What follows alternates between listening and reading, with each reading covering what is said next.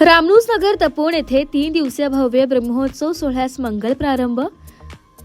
तपोवन रामनुजनगर येथील श्री व्यंकटेश मंदिर व्यंकटेश भगवान बाग येथे दरवर्षीप्रमाणे यंदाही 3 दिवसीय भव्य ब्रह्मोत्सव सोहळ्यास उत्साहात सुरुवात झाली आहे।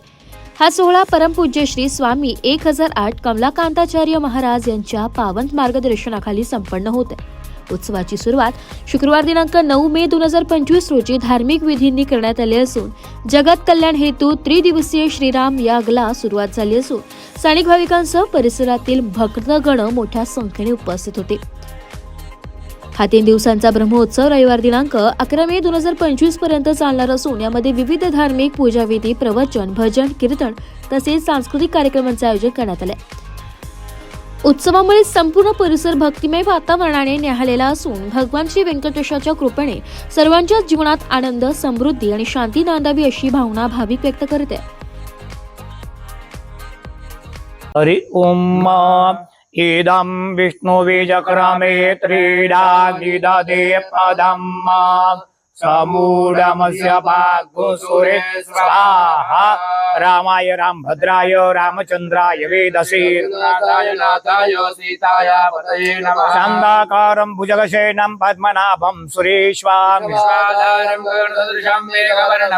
लक्ष्मीकान्तं कमलनयनं योगिभिर्ध्यानगम्यं सज्जनानंद स्वरूपाय विशोत्पत्त्यादिहेतवे कृष्णाय वासुदेवाय हरे परमात्मने गोविंदाय नमो नमः। बालाजियाय रामचंद्राय वेंकटेश्वराय नमः। सकल दुःखनाशाय श्री वेंकटेश्वराय नमः। नमस्कार भक्त मंडळींनो, आज आपण या ठिकाणी एका यज्ञासाठी जमलेला आहोत। हा यज्ञ जो आहे हा व्यंकटेश्वर बालाजी या मंदिराचा ब्रह्ममहोत्सव। ब्रह्ममहोत्सव याचा अर्थ असा आहे की ब्रह्माजीने ज्यावेळेस बालाजी भगवान या भूतलावरती अवतरले होते, अवतरल्यानंतर त्यांचं कार्य झाल्यानंतर सर्व भक्तांनी त्यांना ओळखलं आणि त्यांचं पूजन करत असताना ब्रह्माजीने त्यांचं पूजन आरंभ केलं आणि 7 दिवस हा महोत्सव ब्रह्माजीने पूजन केल्यामुळे याला ब्रह्ममहोत्सव असं म्हटलं जातं। आणि ह्या ब्रह्ममहोत्सवाच्या अंगभूतच आज आपण इथं त्रिदिन साध्य एकमुखात्मक सग्रामक रामयाग करत आहोत।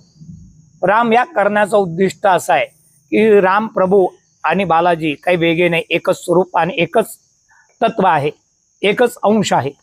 पण रामाचं महत्त्व ह्याच्यासाठी सांगितलं जातंय।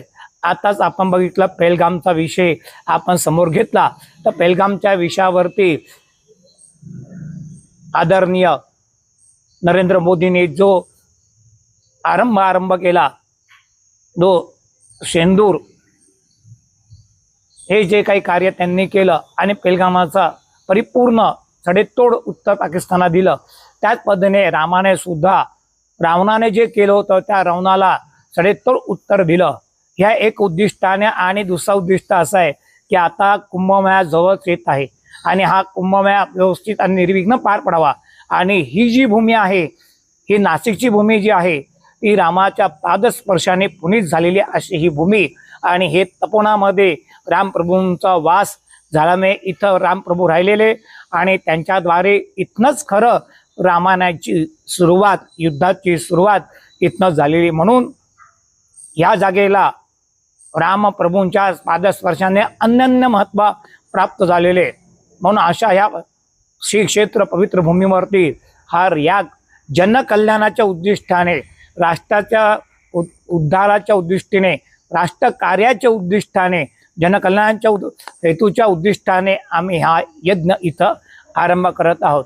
आणि ह्याचा परिपूर्ण लाभ हा सर्व लोकांना मिळणार आहे, सर्व भक्तांना मिळणार आहे। मी सर्वांना नम्र विनंती करतो की त्यांनी सर्वांनी या यागामध्ये सामील व्हायचे।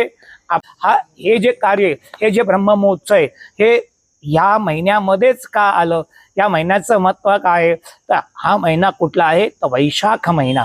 या वैशाख महिन्यामध्ये भगवान विष्णूंचे विविध अवतारचा जन्म झालेला आहे. त्यामुळे या महिन्याला सर्वात जास्त पवित्र महिना असा मानला जातो. आणि ह्याच महिन्यामध्ये अक्षय तृतीया हा सुद्धा महत्त्वाचा वेळ येत असतो. आणि त्याचबरोबर या महिन्यामध्ये विष्णूचे विविध रूपांचा जन्म आणि जन्म महोत्सव जयंती झालेली आहे. आपण त्याच्यामध्ये बघितलं तर वरा अवतार त्याच्यामध्ये येत असतो, परशुरामांचा अवतार येत असतो, त्यानंतर बुद्धांचा अवतार या कलियुगामधला जो अवतार आहे तो म्हणजे बुद्धांचा अवतार सुद्धा येत असतो. आणि अशा ह्या पवित्र महिन्यामध्ये हा याग आपण इथं करत आहोत. या यागाचं सर्वांनी उत्तम प्रकारे लाभ घ्यावा. आणि ह्या यागाचं नियोजन परमपूजनीय महंत कमलकांत महाराज यांच्याद्वारे होत आहे. आणि हा सर्व जो संप्रदाय आहे हा संप्रदाय वैष्णव संप्रदायाच्या नुसार रामानुचार्यांच्या नुसार हे कर्म आपण परिपूर्ण करत आहोत. 3 दिवस हा कर्म चालणार आहे. आजचा दिवस आपला सकाळी गंगा पूजन गंगेचं पूजन केल्यानंतर त्यांची मिरवणूक करून आपण इथं आलोय. आणि त्यावर यज्ञासाठी या मंडपमध्ये प्रवेश करून आता यज्ञाला आपण आरंभ करू. आजचा दिवस सर्व मंडळांना स्थापन करून रामप्रभूंचा अभिषेक महापूजा करून त्यानंतर अग्निमंथा करून पवित्र अग्नीला आपण या मंडपामध्ये स्थापन करून आजचा दिवस कर्म समाप्ती होऊन दुसऱ्या दिवसाचा कर्म जी आपली बालाजी मूर्ती आहे त्यांना 120 कलशाने स्नान घालणार आहोत.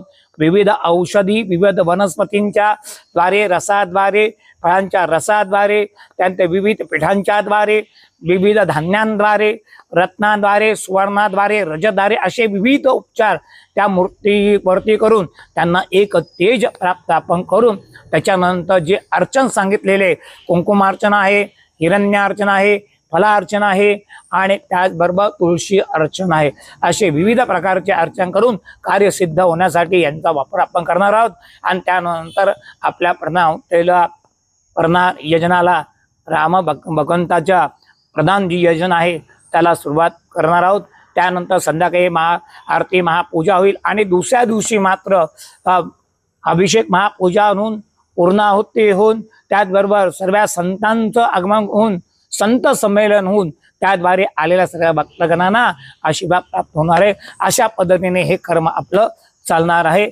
अजून जास्त वेळ घेत नाही कारण पुढे कर्माला आपल्या सुरुवात आहे. सियावर रामचंद्र की जय, हे व्यंकटेश भगवान की जय, हे गोविंद भक्त. ब्युरो रिपोर्ट नाशिक लोकशाही न्यूज नाशिक.